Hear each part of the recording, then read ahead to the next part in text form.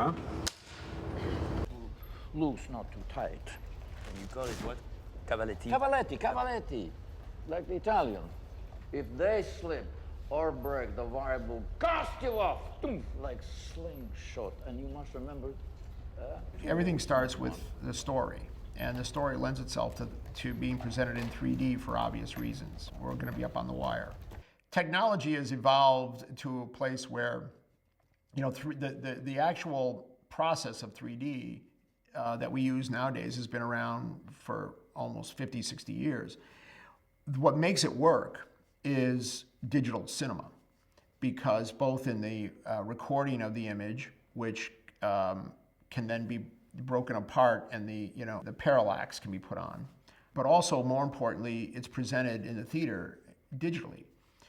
And what that allows is it allows the image to be rock solid. It doesn't move because digital projectors don't have any moving parts. So the problem that made people not like 3D back in the old days was because they were trying to sync up two projectors, and the film was moving through the two gates because they were mechanical machines, and they could never be rock solid images. So now we have this ability to make the images completely rock solid, which allows 3D to work. Action take.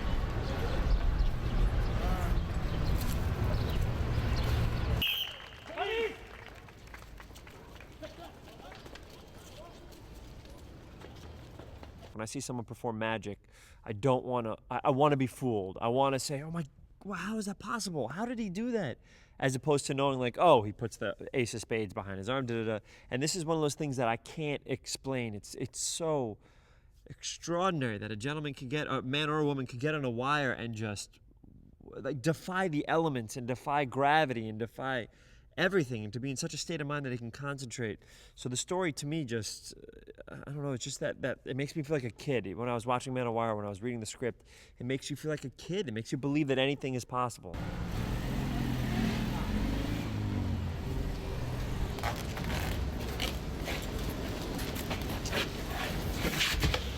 Hello, What's going on over here? Why are you taking so long? Yes, we have to. Cut. That first moment where you're like, I've done all this, it's come to it, there's the wire, now it's time to actually take my first step.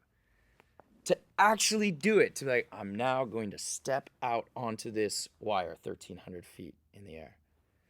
That moment where you're like, this is it.